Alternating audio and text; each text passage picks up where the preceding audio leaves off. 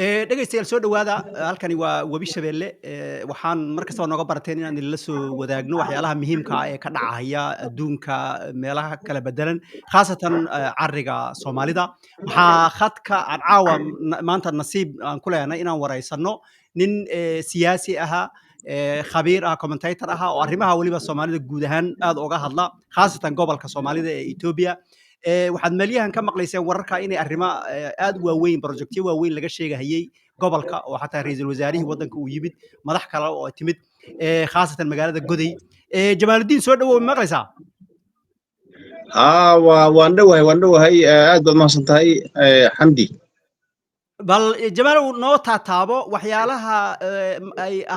ka dhacahayay magaalada Goday arrintan bacriminta the fertilizer iyo refinery-ga bal arrintan noo taabo waxa ugu muhiimsan iyo xaaladdu say tahay aad baad mahadsan tahay marka hore bal waxyar background ah horta manaha yani aan ka taataabto ay xaaladda guud yani waddanka Ethiopia iyo sida ay muhiim u tahay xukuumaddan Dr. Abiy Ahmed Cali in muhiimad gooni ah ay siisay dadka yani Soomaalida ah ay maaragtay Ethiopia ka mid ah waxaan la soconay xukuumadii hore sida ay manaha yani qorshayaashoodii marka laga hadlayo ka faa'iidaysiga khayraadka hadda matalan tusaale ahaan waxaan usoo qaadan karnaa dowladdii dhergiga oo yani markii khayraadka laga hadlayo warshaddii sifaynta maaragtay ka dhistay casab ka dhistay Eritrea inta aan maaragtay laga jarin Ethiopia dowladdii ku xigtay oo ah dowladdii EPRDF ee Meles Zenawi uu hogaaminayay iyadana waxaa la qorsheeyay ahayd in maaragtay laga dhiso sifaynta shidaalka meel yidhahda Awaash waxaa ku xigay dowladdan hadda Dr. Abiy uu haysto oo yani number one horta inclusive political system horta abuurtay oo Soomaalidii Ethiopia maaragtay ka mid ahayd kusoo dartay xisbiga barwaaqo isla markaana manaha yani meelaha ugu waaweyn ee hadda siyaasadda hadda matalan wasiirka maaliyadda Ethiopia muxuu ahay madaxweyne ku-xigeenka xisbiga barwaaqo oo isagana manaha Soomaali waaweyn maaragtay oo hadda ka hor aan laga filin iyo isla markaa dowladda Soomaalida oo maaragtay si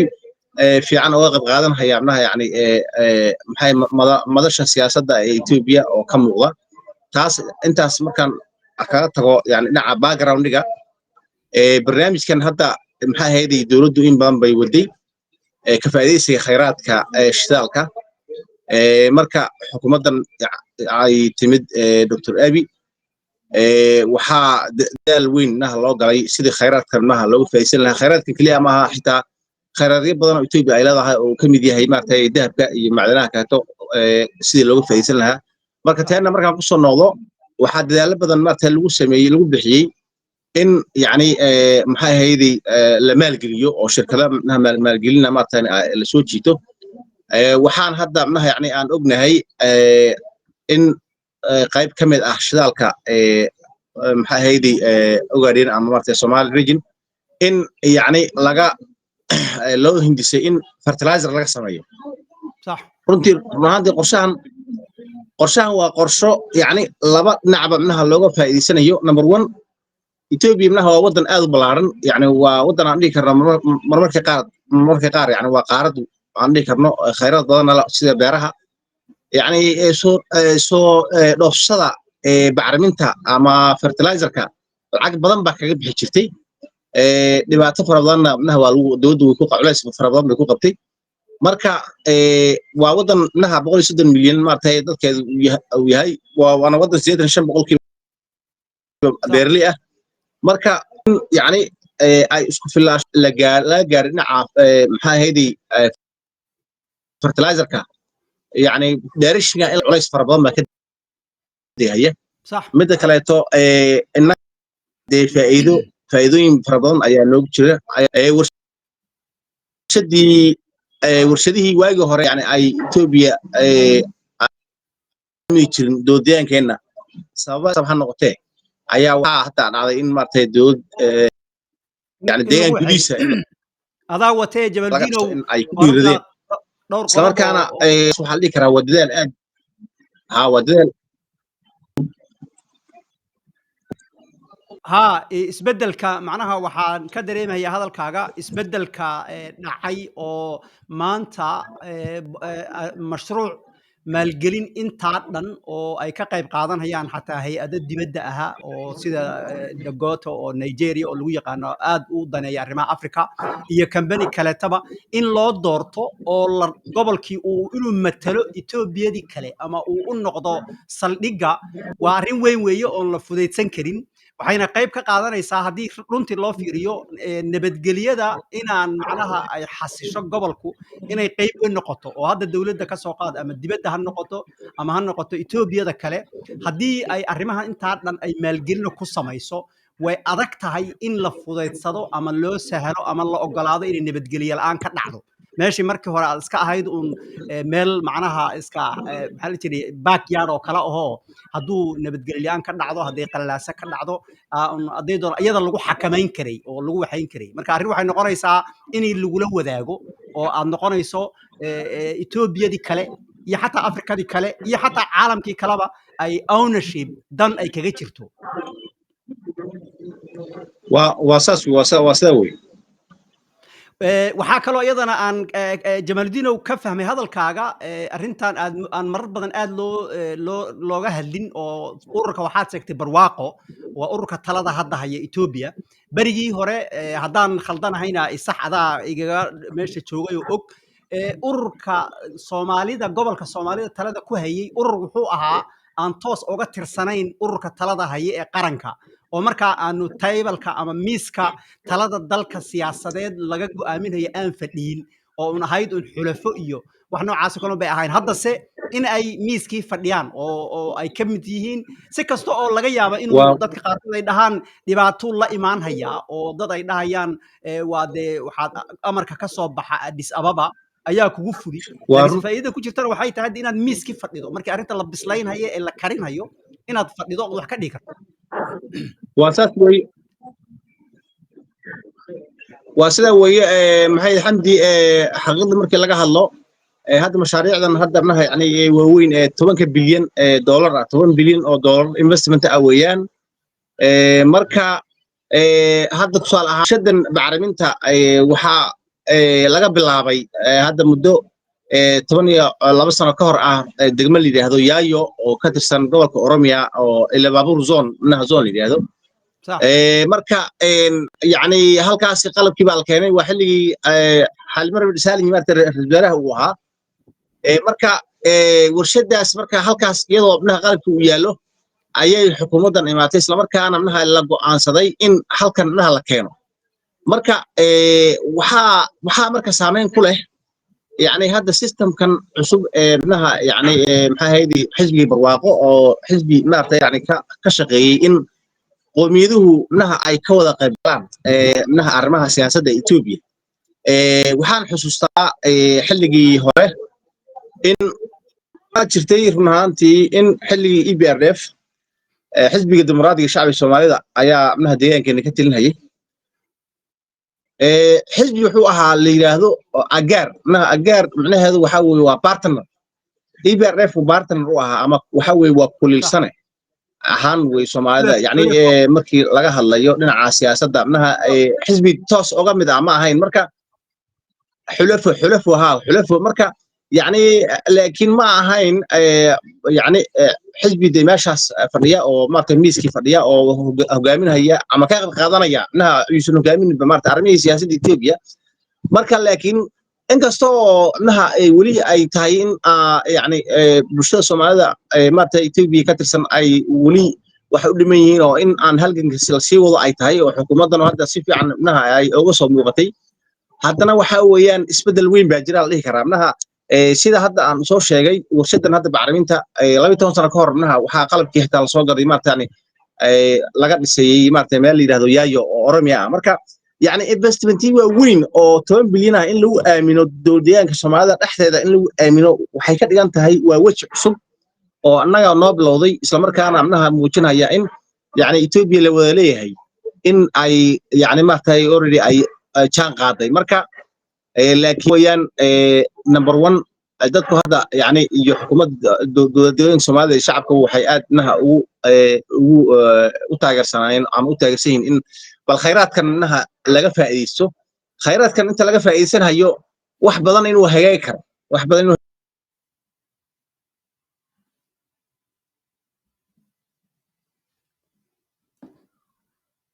khadka yara xumaaday ma dhegeystayaal waxaan rajeynayaa inuu Jamaaludiin uu soo noqon doono marka khayraadkii iyadoo laga faa'iideysanayo dadkii capacity-gooda la dhiso dadkii macnaha yani kor loo soo qaado wixii maxay ahayd laga faa'iideysan karo laga faa'iideysto khayraadkiina marka saas yani maartay loo isticmaalo wixii la hagaajin karna maartay la hagaajiyo isla markaana halgankan uu sii socdo oo maartay si yani peaceful maartay bulshadii ay isku aabusho oo maxay ahayd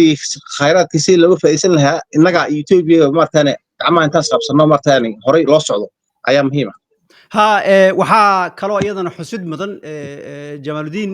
in maanta goday loo doorto waxaa aniga iiga soo baxaysa in arrin tahay si muddada dheer ama long term wax la dhaho kale loogu fikiray oo meel istaraatiijig ah oo la rabo in ay u noqoto meel adeegyadan sida ama shidaalka ha noqdo ama bacriminta ha noqotee Soomaalida kaleete Kenya Djibouti meelo badan markii loo fiiriyo dhaxad u tahay taana marka waxay ku tusaysaa in arrin aynan ahayn uun sidii laabla kac la iskaga dhaqaaqay arrin la rabo wanaag looga jeedo dadka dalka deganna ay qasab tahay in lala macaamilo haddii ay si macquula oo degan oo hadal danahooda u sheegtaan oo wixii dhibahayana ay dhahaan arrintan waxaan u jeclaan lahaa in waxna laga bedelo ama ka qayb qaadashada sidan uga qayb qaadano si cilmiyeysan sababtoo ilama muuqato dad la doonayo in aan lala tashanin wax saa muhiim u aha oo Afrika oo dhan iyo haddana geeska Afrika oo dhan loogu tala gashay in dhaxdooda laga dhigo isma keenayso aqliga saliimka ma aqbalayo xaqiiq way xamdi ibnaha ay waad saxan tahay taas waxa kugu cadeyn kugu ah in maxay hayday ra'iisul wasaaruhu iyo madaxweynaha dowladda Soomaalida ibnaha shirka wada arkaysay odayaasha ibnaha lagu martiqaaday dhalinyarta ay haweenka maxay hayday dadka qurbo joogta qaarkood wada arkaysay isla markaa yani sida uu marka meesha yani loogu soo dhaweeyay iyo shacabku sida ay ugu soo dhaweeyeen iyo sida ibnaha yani maxay hayday barnaamijkan maartay uu يعني looga run sheegay oo ra'iisul wasaaruhu wax kasta oo qorshe ah laga soo bilaabo dhinaca xilliga qorshahan ay wadeen iyo ilaa iyo ibnaha yani xilligii maartay hadda laga mir dhaliyay ama dhagax dhigayay intaas ibnaha yani dawladdu meediyaha way ka sheegaysay oo dadkuna way wacyi gelinaysay waxaa kaloo xusud mudan in maartay madaxweynaha dowladda Soomaalida madaxweyne Mustafa Maxamed Umar uu yani isagana uu odayaasha la shiray isla markaana uu qorshahan naha u soo bandhigay uu yani diiladan weyn investmentigan ama maartay maalgelinta lagu sameeynayo uu u soo bandhigay isla markaana odayaasha ay aad u soo dhaweeyeen isla markaana waxa xusud mudan in uu xitaa sheegay sida qaabka naha loogu faa'iideysan karo iyo sida uu yani maartay uu maxay ahayd xukuumaddu ay ugu halgantay in bulshadu naha yani sida ugu fudud oo qayb qaadan karto manaha yani ay u sameeyeen waxa xusud mudan in iyana meesha ay ku jirto in shacabweynaha Ethiopia manaha yani ay ka tirsanahayna in iyana ay meeshan maxay ahayd iyana xaq ku leeyihiin waxa kale xusud mudan in investmentyadan waaweyn hadda ay bilow yihiin oo bilow weeyo hadda warshadan hadda bacriminta kaato naha 3 sano iyo 4 bilood meelaha sii socon doonta dhismihii weeyaan hadda wax la wado dhismahana Ethiopia iska daayay Bangladesh baba laga khabiiro sare iyo dad yani maartay caalamkaas la keeno ayaa naha yani kulli dhismaha ka qayb qaadan doona iyo shirkadahan waaweyn oo iyadana interest-gooda maartay iyadana meesha in ay maxay ay ka fushadaan muhiim ay tahay laakiin markii la isku soo duuduubo waa sida sheegtay oo yani in khayraadkii sida ugu fudud naha looga faa'iideysto isla markaana dadkiina yani maalgelin aad u weyn naha loo sameeyo maxay ahayd dhulkii la dhiso laamiye loo sameeyo biyo loo sameeyo caafimaad loo sameeyo waxbarashadii kor loo qaado marka taasa kulli hadda yani maartay muuqata waxa kale oo iyadana naha muuqatay sida aad sheegtay in goday naha ay tahay hadda xarun Ethiopia ay focuska saaraysay loona doortay in ay hab u noqoto ama maxay ahaydey xarun aad weyn ay u noqoto Soomaalida Geeska Afrika Kenya iyo Djibouti iyo Soomaaliya markasta wuxuu rajayn ku celiyaa yani economic integration in naha yani aan la samayno wadamadan deriska ah faa'iida ku jirta mooyee yani wax khasaaro oo maartay ka soo naga soo gaari ma jiraan marka waana runtii marka goday taas naha hab inay u noqoto oo xigta markii la soo saaro naha warshadda fertilizer markay dhamaato oo la soo saaro bacrimintii in maartay suuq geyn loogu sameeyo oo loo supply gareeyo maartay Kenya Djibouti loo supply gareeyo maartay wadamada deriska ah isla markaana mid kasta ee xukuumaddu culays ka saaraysa waxa weeye isku fullaashaha dhinaca cuntada ah oo waxaan naha taas ay aad maartay maxay ahaydey arrintan waxa uga qabanaysaa waayo yani dhinaca gudi markaad fiirso webiga Shabeelle naha ayaa mara ama dowladda Soomaalida maartay afar webi ayaa mara afarta webi Shabeelle Ganaale Daawa iyo Weybooy marka yani dhul maxay ahaydey ku dhow almost naha 1,200,000 oo hektar ayaa dowladda Soomaalida naha irrigation laga samayn karaa haddana yani waxa beeran waa dhul aad u yar weeyo dowladdu waayo naha yani budget lagu invest gareeyo ma aysan haynin baan tahay marka inkastoo hadda culayska ay saartay naha irrigation la sameeyo kanaalo badan la sameeyay hadda west guday naha ququuqdeeda yani maanta lagu shaqeeyay marka dhinaca isku filaashaha cuntada iyadana naha dowladdu culayska saaraysa oo arrinkan fertilizer industry-gan ama warshaddan laga dhisay guday naha wax weyn bay ka qabanaysaa naha yani isku filaashaha cuntada dowladda Soomaalida Jamaaldiinow ma isleedahay iyadana waa runta arrimo muhiim aad sheegaysaa hadda fiiri afar webi inay ku yaalaan dhulka intaa dhan oo dhul beereed aha oo haddana aan la isticmaalin waxay ku imaan kartaa markay nabadgelyo timaado dadku ay hoos u fiiriyaan waxa ay haystaan resource-ka ay haystaan ay dhahaan oo meelaha kala barbar dhigaan iyo markaa u dhaqaaqayaan si looga faa'iideysan lahaa ma isleedahay Jamaaldiinow dawladda ama ha noqoto gobolka ama midda guud ama dadka kale indhargaradka aha inay u baahan yihiin dadka oo la baraarujiyo oo waxaad مثلا hadda waxaad arkaysaa waxyaalo la dhihi karo af Ingiriiska ku misinformation iyo dadka oo la shaki geliyo in la sheegi marka si sahlanna ay dadkii u raacayaan haddana tusaale u soo qaato waxaan xusuustaa markii uu ra'iisul wasaare Abiy Ahmed uu tagay mar labaad mise mar saddexaad ka horreysay oo markuu goday tagay ayaa waxaa video laad loo isla dhex wareegay Soomaalida dhexdeeda asagoo baarlamaanka Ethiopia ka hadlayo oo dhahaya meesha waan tagay markii hore ma rabin ma sheegi karin arrimaha dhabta ah meesha u tagay markaas waxa loo fasiray inuu leeyahay dadka meesha jooga waan ka qarinaya markaas waxaan isiri nin madax ah oo dalka inta dhan maamulaya oo baarlamaankii ka hadlaya ayaa dhihi waxbaan dadkan ka qarinayay aniga waa ii soo baxday waxa waxay ahayd qarintu macnaheedu waxay ahayd hay'ado caalami ah oo international baan la gelinay heshiis marka waxaa jirta confidentiality baa jirta sheegi karo sheegay oo u leeyahay arrintaasi dadka shacabka ahaa markii hore waan ka qarinayay maadaama aan rabin in arrintu naga burburto oo dibadaha iyo oo dhaco dadkiisa waxa loo fasiray waxaan ka qarinayay Soomaalidan ka qarinayay oo hadda baarlamaanka oo Soomaalida fadhidana waa idin sheegi والله taas waa runta naha yani maxay ahaydey hadii uu rabo inuu qariyo ma uusan sheegeen xamdiyow baarlamaankan uma sheegeen marka yani waxay noqon lahayd markii xilka uu ka tago rasaaruhu classified wax la yiraahdo ama maartani maxay ahaydey basra hore in maartay ruuxu siyaasi uu sheego laakiin hadda tan sir ma ahayn yani confidentiality ayuu ka hadlayay waayo cadow badan baa wadanka yani leeyahay dadkii xitaa qudhooda maxaa weeyaan saas sheegayso xamdi maartay ma baraarugsana dhinac political maturity ama bislaansho dhinaca siyaasadda maartay ma ay laha dadku colaadaha lagu soo jiray wallahi waa runtaa oo hadda abnaha yani muddo 7 sano ah oo doodiyaanku abnaha uu xasloonaa oo 60kii sano ugu dambeysay ama 100kii sano ugu dambeysay yani maartay yani xilligii uu xasloonaa ugu deganaa aan hadda aan marayno isla markaana dadku ay nabadii arkeen jeclaadeen yani nabadgelyadana aad loo jeclaaday deganaashahana aad loo bartay ayaa waxa keenaysa in maxay ahaydii haddana dad badan baa ku dhex jira dad badan baa ku dhex jira oo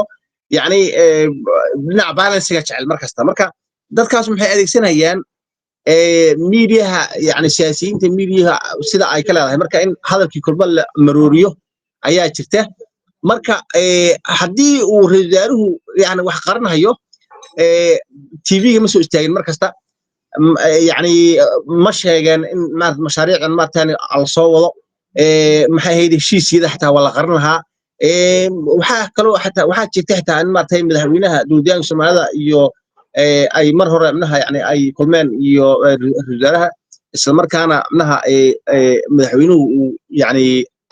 aad u dhiirigeliyay bulshada in nabadgelyada ay ka shaqeeyaan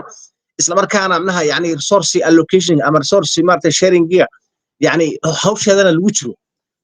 lagu jiro manaha yani percentage intaas aan dhihi karin laakiin manaha dadku wax fiican ay ka heli doonaan marka xitaa mar waxaa jirtay manaha xukuumaddu ay sheegtay 50% manaha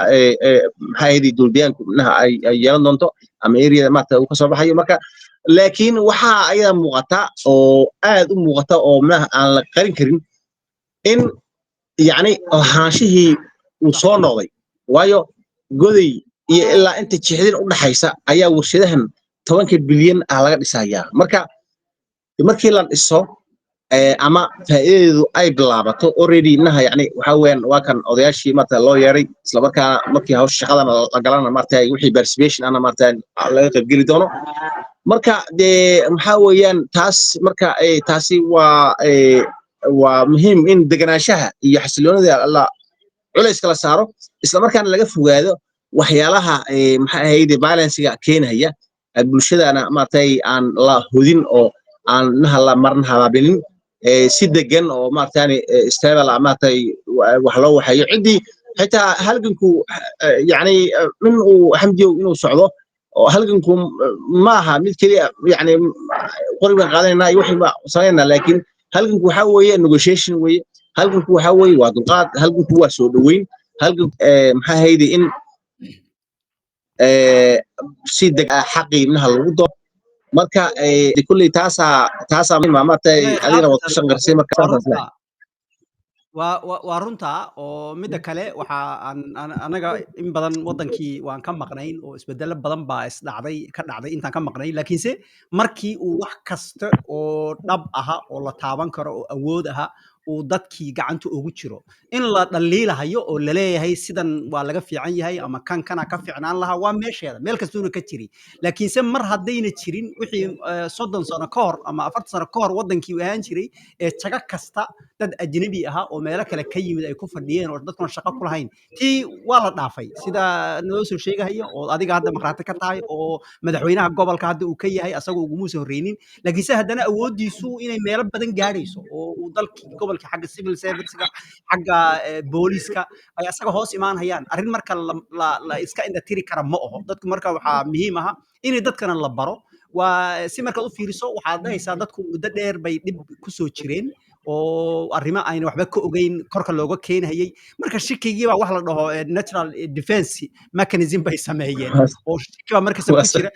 in la dejiyo oo loo sheego marka loogu fiiqo oo la dhaho waxana isbedelay miyaad arki jirteen mid inaga ah oo gobolkii oo dhan madax u ah miyaad arki jirteen iyagoo booliska haya iyagoo nabadgelyo oo marka la barana siyaalaha kale marka kuwa uga sheegan karaan oo loo dhihi karo meeshii awal hore mid ajnabi ah loola hadli jiray hadda in la dhaho wariya adiga maxaa si ka ah حسب سماينيسا إلا وأنا أديك وأدوك كلام ويا ماشي هذا كيها واساس ها مركز واساس ويا طبعا كودر هيا طبعا كودر يا حمدي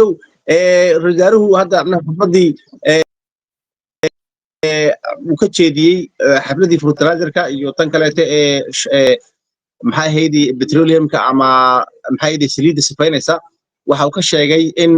madaxweyne Mustafa madaxweyne uu ka weyn yahay madaxweyne inuu ka weyn yahay oo yani mas'uuliyad ka weyn inuu dusha ay u saaran tahay oo yani 6 mashruuc waaweyn baa jiro Ethiopia laga fulinayo kuwan hadda annaga xaggeen laga fulinayo ayaa kamid ah marka 6 mashruuc in ilaaliyihiisa uu yahay yani waxa weeyaan markaan idhaahdo protector manaha waa yani waa ilaaliye yani waa mas-uulkii ugu sarreeyey ay ka dhigan tahay marka laakiin xalay oo kaleetii waxaan arkayay qolii media saddex maraya manaha yani waa yani يعني maxay ahaydii hadalka maruujinaya oo maarta yani maxay ahaydii waxa meesha kama ahay wax saas oo kaleeto marka yani waa waxa weeyaan waxyaalahaas oo kaleeto manaha bulshadu waa inay maarta ay ka feejignaato iyadoo marka dadku ay inay baraarugaan ay tahay maxay ku baraarugayaan marka xaqooda inay raadsadaan si maarta yani si nabadgelyo ah xaqooda ay ku raadsadaan isla markaana wixii maanta la helo la qaato la soo dhaweeyo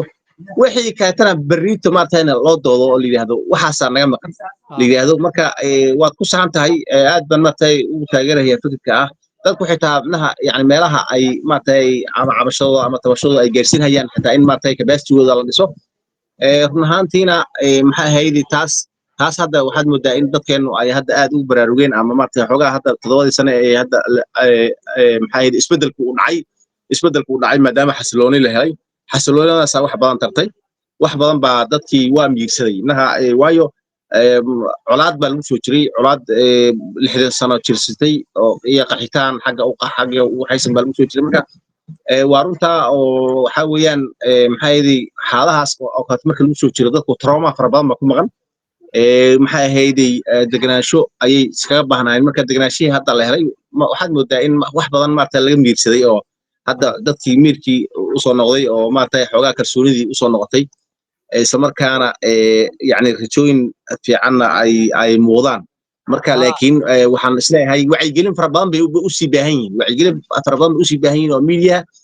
in mediahu uu ka shaqeeyo dhinaca positive-ka iyo wacyigelinta manaha bulshada si maartay degan oo nabadgeliyo maartay ku salaysan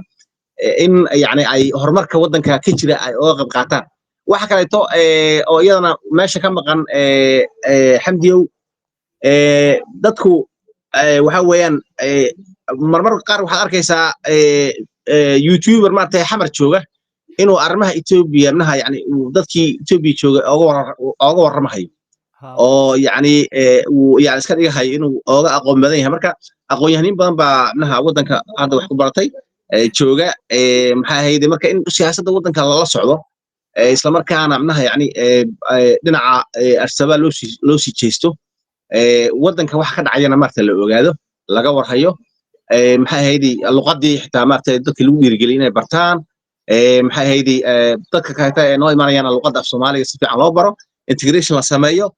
almost sida Soomaalida Kenya maarta ay maxay ahayd hadda ay ku jireen u halgamayeen in maarta integration iyo assimilation la sameeyo wixii fiican ka qaadano anagana wixii fiican inay naga qaataan maxay ahayd marka dambana integrationku positive u noqdo ayaa maarta taasa aad muhiim u ah Jabaldino aad baad u mahadsan tahay hadaadan wax kale ku sii dareynin waxaa taa ka dhadhaminhayaa ruux walba meesha oo waxaa la dhahaa waxaan u maleynaya inay tahay Ingiriis maamaha Soomaaliya inay laga yaabo meesha uu isdhigo ayaa la dhigaa haddaad un ka dhigto ruux cuqdad ku jira oo un calaacalahayo oo waa la dhacay waa la xumeeyo un taagan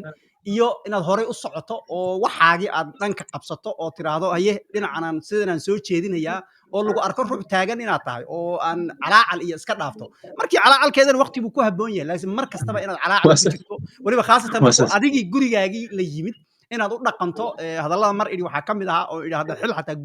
reer goday shabeelle gobolka shabeelle fuulahaya inay maanta projectyadaasa u waaweyn ay iska daa Ethiopia ay geeska Afrika ama Afrika ay u yihiin iyaga saldhig u noqdeen inay xilka qaadaan oo ay ogaadaan inuu xilka saaran yahay oo sidii ay dadka iyo waxaas oo dhan waa inaad iska weyneyso mararka qaarkood inaad tahay un ruux xagga dambe taagan oo wixiisii loo diiday oo calacalahayo oo baryootamaya marka Jamaldin aad baad u maasan tahay waxaan rajeynayaa arrintan inaan sii wadno inta goday waliba ay arrimahan iyo projectyadan inaad la noqoto aad baan u rajeynaynaa waa aad baad u maasan tahay waxaan la wadaagi doonaa dhageystayaasha video aad soo dirtay oo dadka duqeyda ahaa ee madax dhaqameedka hadal uu ka jeediyey yaan asagana la wadaagi doonaa aad baad u maasan tahay Jamaldin aad u maasan tahay Xamdi Cali assalaamu calaykum عليه السلام dhegaystayaal kaasi wuxuu ahaa Jamaaludiin oo nooga soo warramayay arrinta ka dhacday runtii arrimaha aadka u waaweyn laba waa ugu waaweyn ilaa waxaad sheegayaba inay 6 iyo jiraan oo weliba gobolka show ka jira Soomaalida laakiinse laba ugu waaweyn waa middan bacriminta oo la leeyahay waxaa midda ugu weyn adduunka ma laho adduunka keliya ka jirta ma dadku waxaa muhiim inay fahmaan hadalka in la fahmo mararka qaarkood ruux hadalka sibuu u dhihi roona sibuu u qaadani xagga meelo dhowra oo horta sii badnayn baa bahashan laga sameeyaa bacriminta weliba la isticmaalaya gaaska dabiiciga ama natural gaska la dhaho dalalka ugu waaweyn xogo yaro baaritaan ayaan dhowrkii maalmood u dambeysay sameeyey waxa ugu waaweyn waxaa weeye Maraykanka Russia Canada dalalkaasaa ugu weyn oo bahalkan soo saara bacriminta natural gaska laga soo saaro midda marka halka warshad ugu weyn adduunka soo saaridda waxa ay soo saarto waxay ku taallaa Nigeria waxaana sameeyey kambanigan la yidhaahdo Dagoto Group la dhaho Ali Dagoto Oluba ninkan Ali Dagoto la chairmankan u yahay maxaa la jiray CEO ama adigu ninkan leh uu yahay oona waxaan rabaa dadka in ayadan u sheego sifaynta batroolka kuwa ugu waaweyn adduunka ka hirgeliyey muddo hadda 2 sano laga joogo dalka Nigeria iyadoo oo la ogaa Nigeria inay tahay dalalka soo saara shidaalka haddana baabuurta dadku ay fayl u geli jireen macnaheedu waxay tahay shidaalka dibadda loo qaadi jiray waa la soo sifayn jiray qaadida la qaaday lacag ku bixi jirtay soo sifayntiisa lacag ku bixi jirtay haddana dib loo soo celi jiray markaasuu haddana dadkii ay ka shidaal la'aan jireen arrintii ninkaasaa bedelay waxa uu ka dhigay warshadaha ugu waaweyn kuwa ugu waaweyn ta ugu weyn ma aho soo saarta ayuu ka hirgeliyay 2 sano ayay arrintaasi dhammaystirantay markii uu arrintan ninkaa ku dhawaaqay wax aad baa loo liilay oo loo malaynayay inuusan ku guuleysanaynin laakiin se uu ku guuleystay uu hirgeliyey waa nin lagu yaqaano ninka Ali Dagoto in uu aaminsan yahay in uu Afrika ka saaro ku tiirsanaanta ay ku tiirsan tahay wax kaleeta ayada inay isku filaato isku filaansho inay gaadho khaasatan xagga cuntada oo og tihiin in intaan caqliyeysanay laga dhigo Afrika inay tahay meel gaajaysan oo wixii la dhihi jiray maaragtay xeer maxaa la jiray oo muxuu xirsi loo soo ururiyo xirsi dadka garanaya dadkii arrimaha ugu soo dagaya kamid baadiyihii dadka cayd ahbaa dadka waxay xoolaha leh ee xirsi caanaha usoo qaadaan usoo ururiyaan afrikaas taasuu raa inuu ka baxo marka ninkaas ayaa warshada uu samaynhayo waxay tahay marka midii ugu weyneed adduunka wuxuu ka sameeyey Nigeria sifaynta batroolka bahalkan maxaa la jiray batroolka ma gaaska dabiiciga waa gaaska way batroolka in la isku hadlay waa laba wax meesha waxa ka socda waliba goday agaarka laga soo saaray midna waa batroolkan caadiga ah baabuurtahan isticmaalna oo darajooyin waxyaalo badan loo isticmaalo markii kolba sifaynta level la gaarsiiyo midna waa gaaska way oo dabiiciga ah kan gaaska dabiiciga ah ayaa waxa laga samaynayaa marka bacriminta beeraha fertilizerka warshada marka ugu weyn adduunka ninkaas wuxuu ka sameeyay Nigeria tan goday hadda laga dhisayo markay hirgasho oo la yiri 3 sano mise 4 sano meelahaas ay ku dhameystirmaysaa waxay noqonaysaa midda labaad ee ugu weyn adduunka bay noqonaysaa weynideeda marka waad garan kartaa wax faa'iidooyinka ka soo bixi doona iyo dibadda loo qaaday Ethiopia waxa la yiri 40% fertilizerka ama bacriminta beerta waxay ka keensataa baa la dibadda 40% dibadda ka keenaysay hadda waxay noqonaysaa inay iyadu dhoofiso waxaan iyadana xusid badan in dadku ku baraarugaan waa arrin maadaama nagu maqalay waxa loo malaynay in dad iska soo toosan ay dhaheen xageen ka doornaayo si macnaha iska bakhtiyan nasiib kale oo loo yiri goday meeshaas yaa fiican la yiri maya goday in laga dhigo waxa ku jirtay in la yiri waa meesha u ah istaraatiiji ama dhaxaad oo kale u noqon karta in loo dhoofiyo si sahlan ama ha noqoto dhulka la mariyo oo baabuuraha lagu qaado ama si kalaba ha loo sameeyay in loo dhoofiyo fertilizerkan ama bacrimintan Djibouti Soomaaliya Kenya inta aan Afrikada kale la gaarin saddexda dal iyo Ethiopia kale iyo Ethiopia kale ilaa meesha la geeyay hadii hadda Ethiopia gudaheeda la sii geyn lahaa macnaheedu waxa uu noqon lahaa in Ethiopia kale uu dhawaado laakiin si uu dalalka kale khaasatan dalalka Soomaaliyeed uu ka fogaado waxaan rabaana dadku inay ayadana ku baraarugaan arrintan meesha goday waa magaalo Soomaaliyeed way markii la dhisayna waxaa muc looga dhigahayaa oo la rabaa in ay adeega ay ka faa'iidaystaan waa Soomaaliya meel kastoo ay joogtaba ama ha noqoto Soomaalida Itoobiya Soomaalida cafwan Soomaalida Itoobiya oo bil asaaskii ama ha noqoto Soomaalida Djibouti ama ha noqoto Soomaalida Soomaaliya oo hadda ognahay gobollo kala bedelan oo kala diidahay inay jiraan ama ha noqoto Soomaalida Kenya marka haddii la rabo in arrintan Soomaalinimo laga yara fogeeyo oo ay noqoto wax la afduubay oo aanan faa'iido mustaqbal dheer oo ay Soomaalidu aynan ku lahayn dowr ayna ku lahayn meel kala laga dhigi lahaa oon goday ahayn meel kale oo goday ahayn ayaa laga dhigi lahaa lagamana dhigeen meel ku tiirsanaan doonta dhismaheedu iyo mataqaanaa maxaa la dhihi jiray isticmaalkeedu Soomaali kale inay Soomaali soo saarto ama Soomaali ay u tahay marti u tahay warshada meesha laga dhisay haddana meelaha la rabo ugu badan ee la raba inay gataan isticmaalaan loo gudbiyo inay yihiin Soomaali marka taana waa arrin muhiim ah dadku inay ogaadaan oo mar kastaba dhinaca negative-ka xoogga la saarin waxaan in yar hadda idinla wadaagi Jamal ayaa khayr Allah siiya wuxuu ii soo diray asagana dadka maxaa la dhihi jiray madax dhaqameedka ka mid aha oo arrintaa ka hadlay bal in yar ayadana aan dhageysano سلطان هذا الغدامر بسم الله الرحمن الرحيم وسلطان علي نور oo inooga warbixinaya dhagax dhigga maanta ma garanaysaa ee lagu soo dhaweynayo ra'iisul wasaaraha sida warshada bacrinta iyo warshada shidaalka iyo warshado kale oo fara badan marka sultan maxaad leedahay bismillaahir rahmaanir rahiim Allahu salli ala Muhammad maanta ay tahay 2 Oktoobar 2025 maalin ay tahay khamiis ah waxaan rabnaa halkan inaan ugu dabaaldegno ama ku soo dhaweyno ra'iisul wasaaraha Itoobiya Dr. Abiy Ahmed iyo madaxweynaha deegaanka mudane Mustafa Maxamed Cumar taas oo maanta la dhagax dhigayo warshada bacriminta iyo warshada shidaalka iyo waxyaabo kale oo fara badan taas soo dhaweynaa marka haddaan nahay odayaasha dhaqanka aan ballan qaadayna amniga iyo waxlaalihi waxna nasayo aan la garab istaagay bulshada assalaamu calaykum taasna saad arkayseen arrintaas ay ahayd oo ma taqaanaa dadkii madax dhaqameedka ahaa ka soo qayb qaatay arrintaasi aad iyo aad u mahadsantihiin please wadaaga la wadaago waa muhiim in wararku nooc kastaba ha noqdee fikradaha kala bedelan weliba dadku ay maqlaan waxaa la dhahaa mataqaanaa waxa la dhaho ama maamulka ama bini'aadamku wuxuu ku salaysan yahay contest of ideas macnaha tartanka fikradda marka in la dhaho un hal mid un la socodsiiyo ma aho waa inaad maqasho kuwa kale waa inaad gudbiso kuwa kale dabcan kuwa waxaa jira ghayru caadi ah ma ka hadlayno ma lihin wax aan ghayru caadi oo aad u foolxun oon munaasab ahayn oon meesha ku jirin oo dadka mataqaanaa jirita wax arrimaha noocaas oo kale ah ma lihin kama hadlayno laakiinse mar hadday tahay un aniga sidan ay la quman anu sidan waa saasaan u arkaa arrintan faa'iidadaasaa ka imaan karta arrintan ruux kale u dhaho dhibaatadaasaa ka imaan karta in la dhagaysto oo ruux walba ama koox kasta ay ku xisaabtanto kuwa kale waxa ay leeyihiin waa arrin muhiima weeye oo laga maarmaana sababtoo ah waxaan ka hadlayna waa mustaqbalkeenni iyo ciyaalkeena mustaqbalkooda asalaamu calaykum waraxmatullahi wabarakaatu dhagaysi wacan